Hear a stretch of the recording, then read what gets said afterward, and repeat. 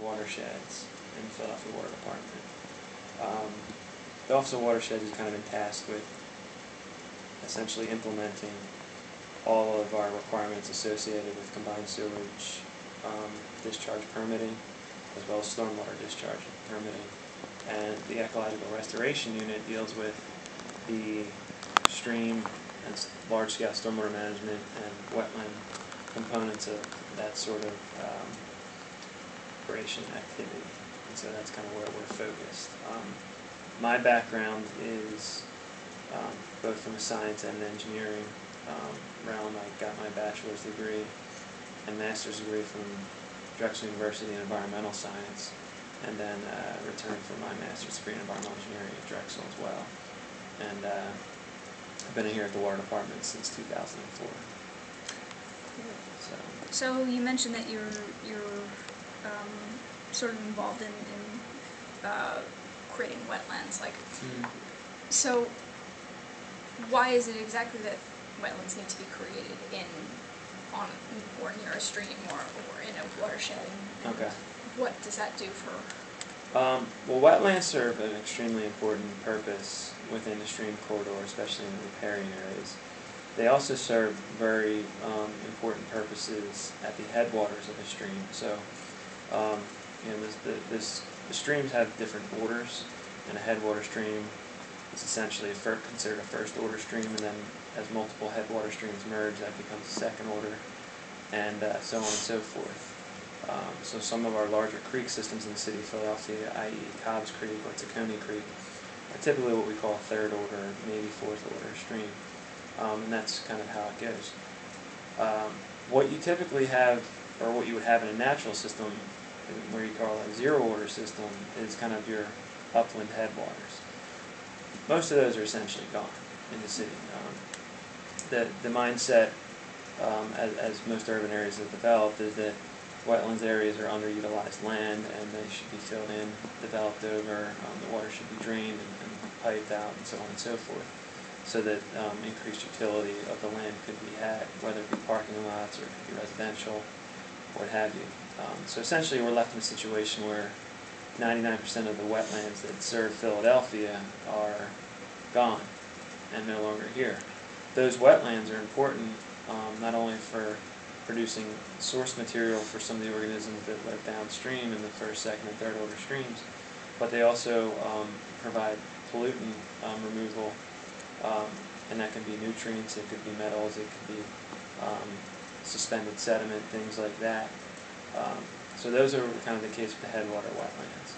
So what we have tried to do in areas where it's feasible is to develop and build headwater wetland treatment systems, i.e. Sailor's Grove, which is in the Wissahickon watershed, to basically serve that function in a created state.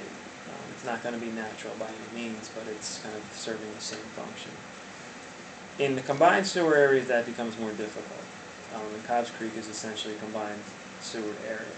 The reason that becomes more difficult is because the quality of the water is so much lesser than that you would have in just an exclusively stormwater driven system, because you're having that component of sewage that merges with it. So that sewage is not exactly problematic in developing a constructed wetland system from a technical standpoint, but it does become problematic from a feasibility standpoint when you consider the amount of land area that would be required to adequately treat said water, and then the aesthetic and social aspects of having such a system in a residential neighborhood. You have to consider public health and safety, you have to consider the quality of what it would look like.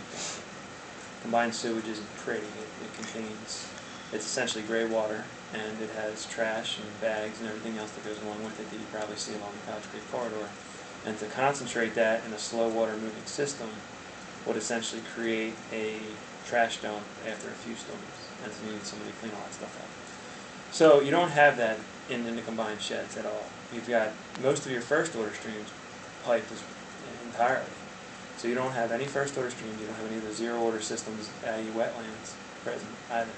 So you start off with a system like Cobbs, has a substantial uphill climb to deal with any kind of water quality.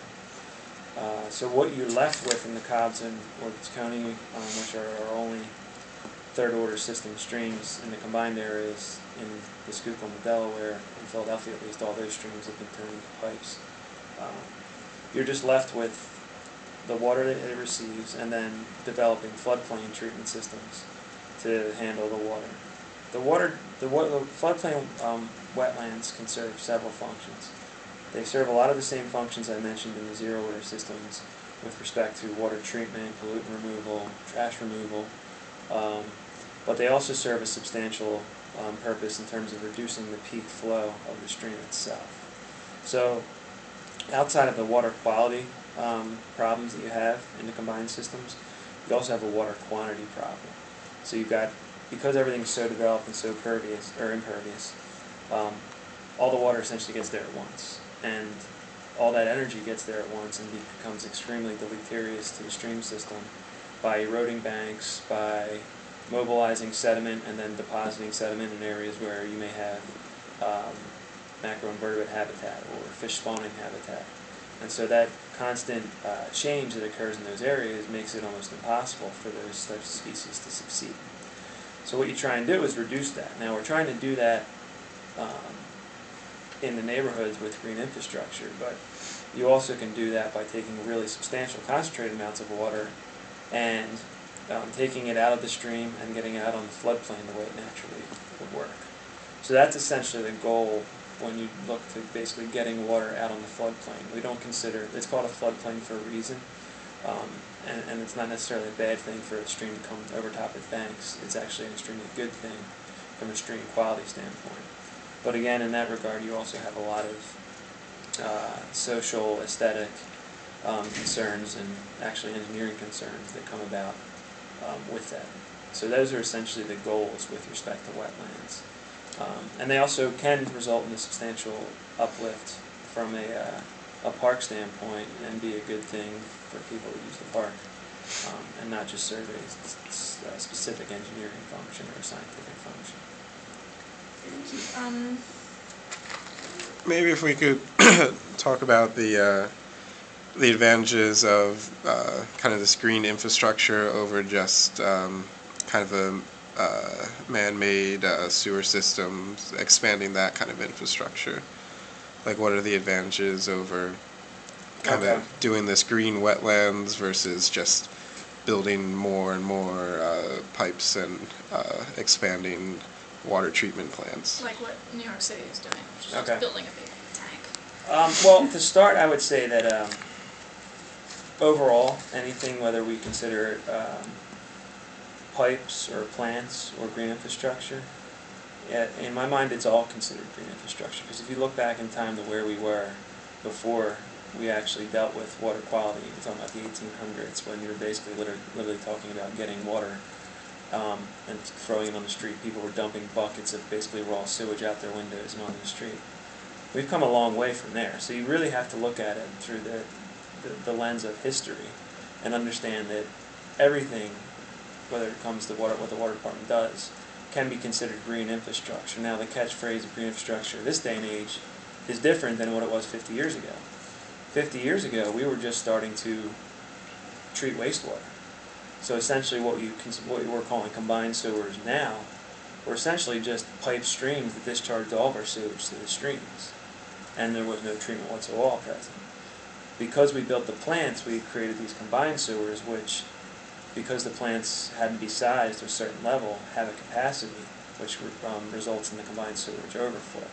But now we're basically capturing not only all of our sewage, but 85% of all the stormwater and combined sewage, and sending it to our plants so the treatment occurs. So that you have systems in the Delaware and the Schuylkill that were previously considered dead, thriving very much so. So that's how I would start in terms of talking about green infrastructure. All of it can be considered green to some extent, because it just really depends on where you're looking at it. Now, in terms of why we're looking at green infrastructure in this day and age's definition versus the traditional grayer infrastructure, whether it be pipes and plant expansion, which are things we're also doing, the reason is that essentially there's multiple benefits that you can you can reach when you're doing a green infrastructure. So if the department is going to spend $1, it wants to get a return on that dollar as much as possible. If possible, we'd like to spend $1 and get $5 in return in terms of the amount of services that occur. And so when you're doing green infrastructure, whether it be a green street or a rain garden, what have you, you're not only just capturing stormwater and reducing this combined sewage that's reaching your third order streams or your rivers, but you're also creating an uplift in that community. Unfortunately, Philadelphia is a city that, until recently, it was, its trees were confined to its park systems, which is a great thing nonetheless, but now we're really looking to expand the park system so that trees are all over the city of Philadelphia. And so that's one aspect of it that we can provide. The Philadelphia Water Department is lucky in that it's a revenue-generating department, which is basically very rare in the city of Philadelphia. Everybody else is funded through the general fund.